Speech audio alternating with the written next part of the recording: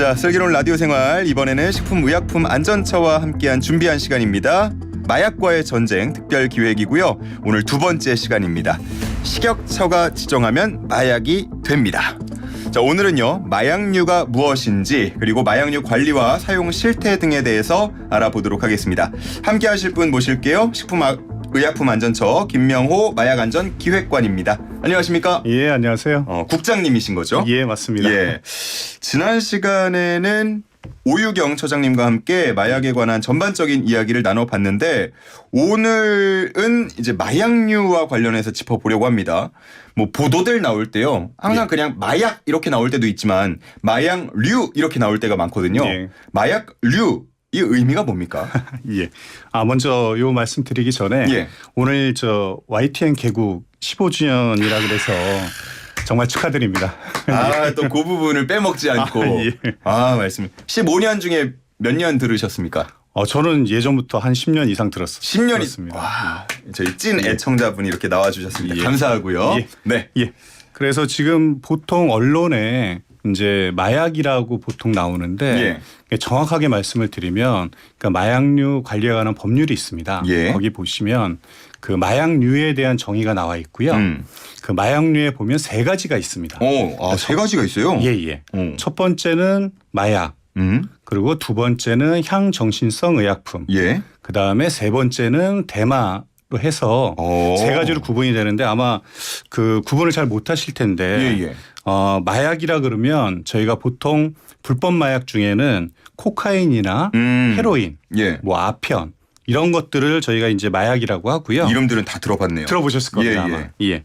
그리고 이제 합법 마약이 또 있습니다. 그러니까 의료용으로 쓰는 마약 같은 경우는 뭐 펜타닐이라든지 모르핀 뭐 이런 정도가 좀 있습니다. 예. 그다음에 이제 향정신성 의약품 같은 경우는 이제 주로 불법으로 많이 쓰는 게 있는데, 필로폰이나 뭐 엑스터시 같은 게 이제 불법 향정신성 의약품이고, 그다음에 이제 합법적으로 쓰는 것들은 잘 아시겠지만 이제 프로포폴이라든지 뭐 식욕 억제제, 그다음에 항불안제 이런 것들이 좀 있습니다. 그리고 대마는 따로 있네요. 대마는 구분이 따로 돼 있습니다. 그래서 기본적으로 대마초나 그 대마초에서 뽑은 성분들, 그런 거를 저희가 대마로 정의하고 있습니다. 그렇군요. 총 세 가지로 마약류를 구분해 볼 수 있다. 개념에 대해서 정리를 해 주셨는데, 그러면 이제 그 지난 시간을 떠올려 보면 식약처에서 이게 마약이다라고 지정을 해야 마약류로 지정이 된다고 들었습니다. 예. 그 지정을 하는 기준 같은 것도 따로 있는 겁니까? 예, 그렇죠. 맞습니다. 그래서 보통 식약처에서 그 어떤 물질을 마약류로 지정할 때에는 신체적이거나 정신적 의존성이 있어야 됩니다. 의존성? 예. 그래서 그런 예전에 뭐 쓰여진 논문이라든지 발표된 논문이라든지 또는 그런 게 좀 부족할 경우에는 식약처에서 실험을 해가지고 그런 게 증명이 되며, 그런 부분에 있어서 그런 물질들을 마약류로 지정을 하게 됩니다. 실험을 어떻게 해요? 그거 사람이 하다가 동물 실험을 주로 하죠. 동물이. 사람한테 하는 건 아닙니다. 그러면 그래서 전체적으로 우리나라에서 마약류로 지정된 성분은 한 442개 정도. 442개. 근데 유행 같은 경우는 이제 333개 정도 성분이 되고. 그럼 저희가 더 폭넓게 다루겠네요. 나라마다 조금씩 틀립니다. 그렇군요. 그러면 마약류로 지정이 되게 되면 뭐 관리를 좀 해야 될 거잖아요. 그럼요. 어떻게 관리합니까? 아까 이제 좀 전에 말씀드렸는데, 마약류에 보면 대부분은 그러니까 의료용으로 쓰지 않는 마약들이 많고, 마약류가 많고, 일부는 이제 의료용으로 쓰는 마약들이 있습니다. 그래서 일단 기본적으로 의료용으로 쓰는 마약들에 대해서는 의사의 처방이 필요합니다. 그렇죠. 의사의 그렇겠죠. 처방 없이는 환자들이 사용할 수 없고요. 그래서 그런 거를 제외하고는 나머지 마약류에 대해서는 기본적으로 일반인들은 모든 행위, 그러니까 소지라든지 소유, 사용, 뭐 제조, 수입 이런 것 행위가 다 불법으로 돼 있습니다. 다 불법인데 요즘에 좀 많아져가지고 좀 많이 식약처도 고민이 많을 것 같습니다. 그 최근에 한 방송 프로그램 보니까요, 대학병원 약재부에서는 마약류를 이중금고에 보관한다는 내용이 있었어요. 뭐 수령인 사인 받고 또 수량 맞지 않으면 집에도 못 간다. 이렇게 말하던데 이게 뭐 군대에서 실탄 관리하는 그런 느낌입니까? 비슷합니다. 그 기본적으로 그 마약류, 그러니까 주로 이제 병원에서 사용하는 것들은 마약이나 향정신성 의약품인데 예. 그것에 대해서는 일단 수량 관리도 철저하게 하고 있고 그다음에 보관 자체도 뭐 예를 들어서 마약 같은 경우는 이중으로 된 금고 그다음에 향정신성 의약품 같은 경우도 잠금 장치가 있는 장소에만 꼭 보관하게 돼 있습니다. 아무나 가져가서 오남용하지 않도록. 맞습니다. 예. 그렇게 관리하고 있습니다. 그리고 이런 처방으로 나가는 것들 이런 것들은 마약류 통합 관리 시스템으로 운영한다고 또 지난 시간에 말씀을 해 주셨는데 예. 이게 그 데이터 시스템은 있지만 실제로 의사들이 이걸 활용을 많이 안 해서 문제다라는 지적도 본 것 같거든요. 예. 실제로 이 처방할 때 미리 조회해보고 검사해보고 그렇게 안 줍니까? 지금 현재는 그 이제 의사가 환자가 왔을 때 네. 마약류를 처방할 때에는 그 사람에 대해서 그 전에 투약 이력 예. 그걸 1년 동안 1년 전까지 확인할 수 있는데 확인할 수 있는 게 자동으로 뜨는 겁니까? 아니면 내가 들어가서 확인해야 되는 겁니까? 그 환자에 대해서 환자를 클릭을 하고 그다음에 이제 처방을 해야 되니까요. 예. 그다음에 그 자기의 로그인 비밀번호 처음에 들어왔던 처방 시스템에 들어왔던 그거를 다시 한번 쳐주면 처방 시스템이 연계돼 있는 경우는 바로 확인할 수 있습니다. 근데 이제 의사분들이 이제 환자가 많으시니까 사실은 그거를 조금 아직은 의무화가 돼 있지 않습니다. 의무화가 안 돼 있다. 안 돼 있습니다. 그래서 이제 조금 확인하는 비율이 굉장히 낮고요. 그러니까 일부의 환자들이 좀 이런 마약류에 대해서 조금 이제 과다 처방을 받기 위해서 그러니까 이곳 병원 가고 저곳 병원 가고 하면서 쇼핑하듯이 맞습니다. 그런 경우들이 있는데 그래서 그런 경우는 좀 확인해 줬으면 좋은데 조금 그래서 그 부분에 대해서는 현재 국회에서 지금 논의를 하고 있고 법안은 발의돼서 지금 논의를 진행하고 있고요. 그 앞서서 말씀해 주신 의사가 처방하기 전에 이 환자의 이력을 조회하는 그 클릭 몇 번 하는 거 있잖아요. 그게 뭐 시간으로 따지면 얼마나 걸리는 겁니까? 한 5초 10초 이렇게밖에 안 걸리는 거 아니에요? 한 뭐 10초 정도 정도 걸릴 수 있죠. 우리가 분명히 좀 논의를 내역은 또 한 봐야 되니까요. 한번 또 확인하는 시간까지 있고. 그것까지 시간이 있기 때문에 좀 더 걸릴 수 있습니다. 어쨌든 좀 논의가 필요한 부분이라고 좀 생각이 들고요.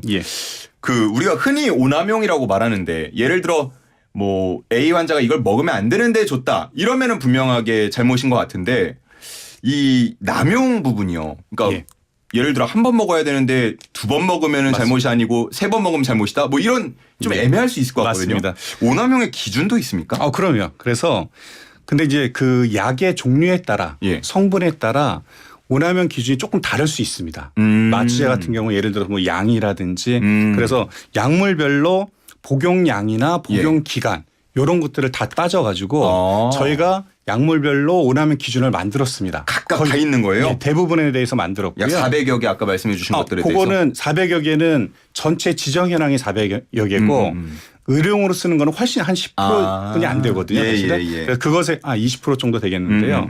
그래서 그것에 대해서 오남용 기준을 만들어 놓고 예를 들면 뭐 식욕억제 같은 경우에는 뭐 16세 이하는 처방을 하지 말아라든지 또는 한 달 이상을 한꺼번에 처방하지 말라. 이런 식으로 오남용 기준을 만들어놨습니다. 매뉴얼이 있네요. 있습니다. 그 신종 마약들도 새로이 문제가 많이 되는데 이런 신종 마약들은 마약류 통합관리 시스템에 바로바로 등록이 됩니까?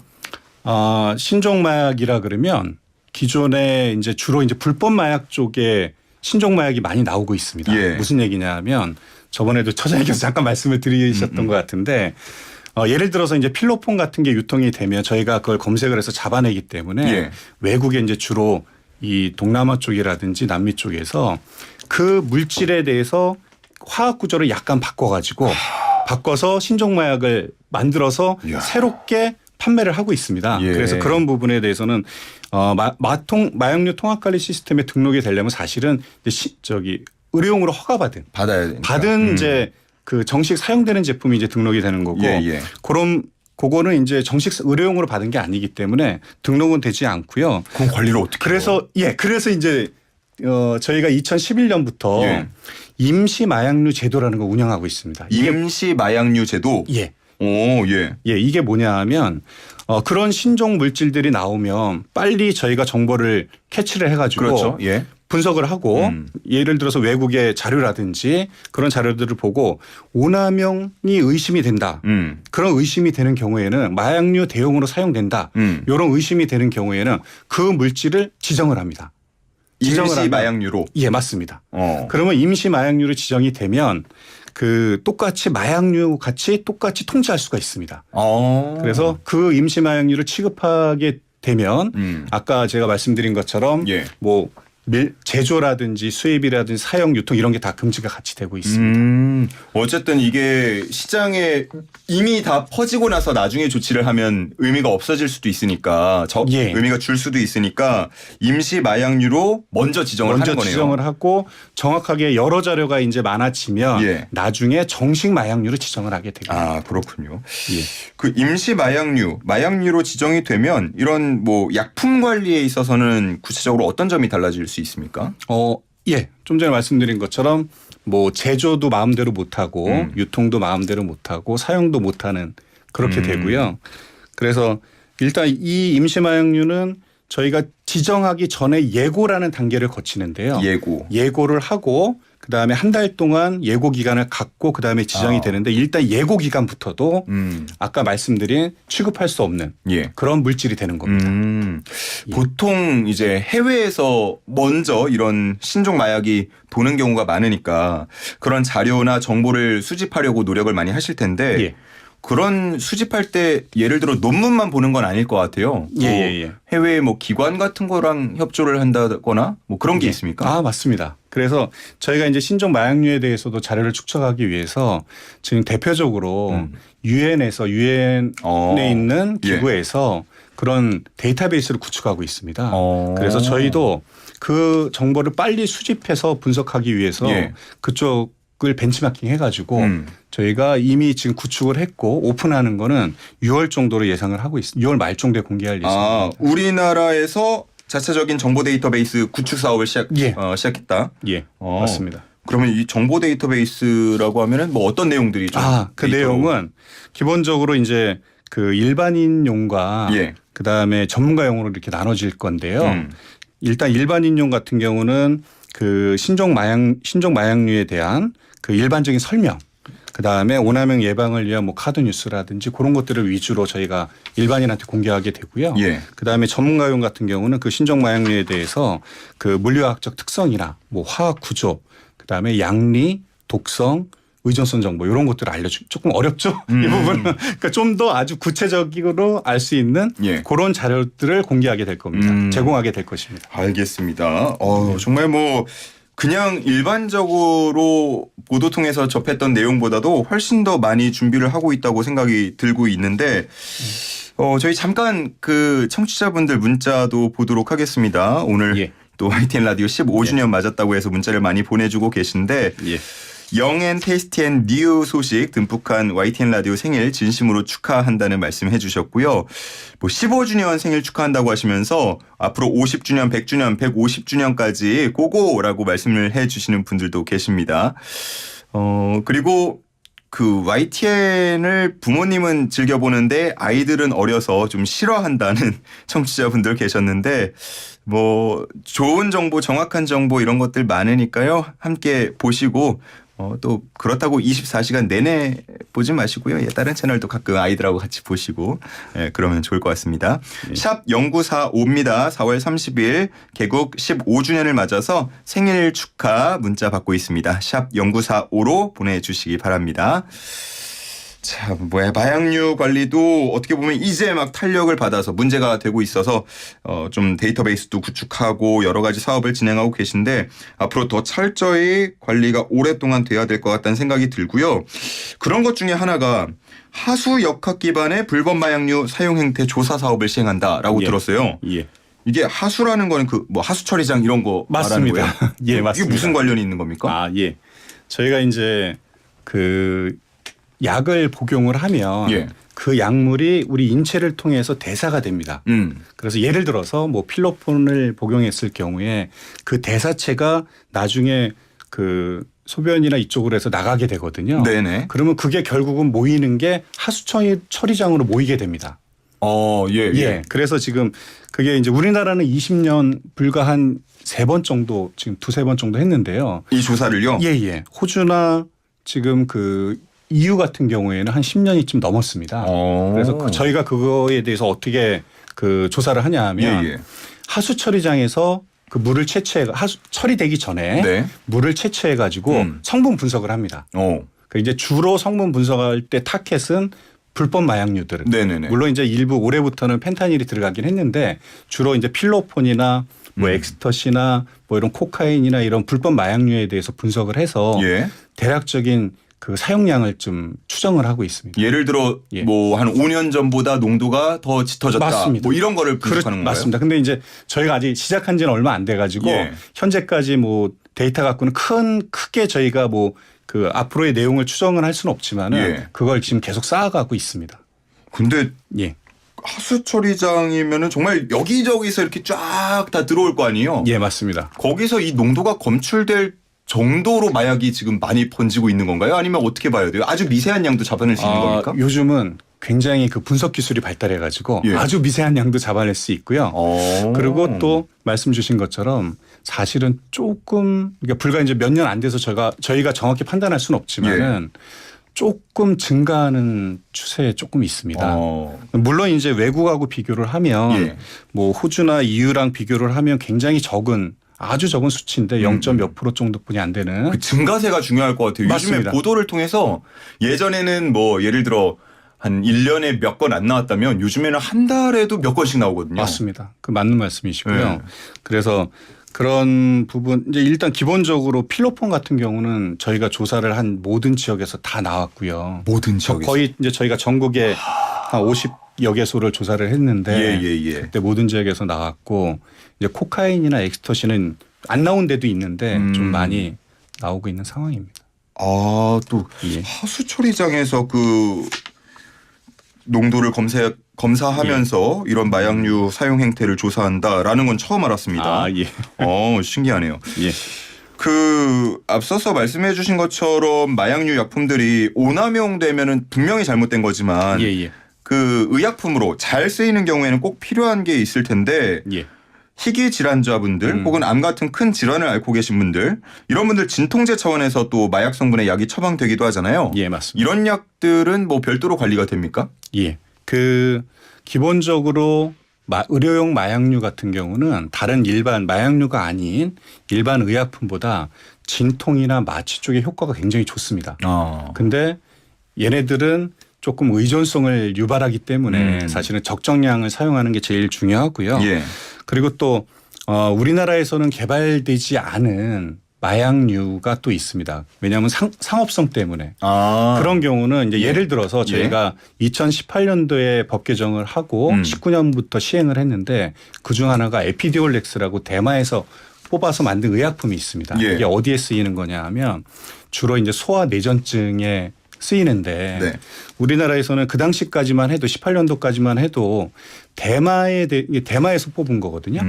대마 자체는 아예 의료용도 쓰지 못하게 해놨었습니다. 그러니까 마약하고 향정은 의료용으로 쓸 수 있게끔 풀어놨지만 대마 자체는 의료용으로도 못 쓰게끔 해놔서 그때 이제 그 전 몇 년 전부터 외국에서 개발된 에피디올렉스가 개발이 돼서 그 소아 내전증을 자식을 둔 부모님들이 굉장히 많이 좀 그걸 원했고 그래서 저희가 18년도에 법 개정을 국회를 통해서 법 개정을 해서 그 우리나라에서 생산되지 않고 또는 정식으로 수입되지 않더라도 외국에서 개발된 약품이 있으면 예외적으로 우리 식약처의 승인을 받아서 사용할 수 있게끔 제도를 개선한 바도 있습니다.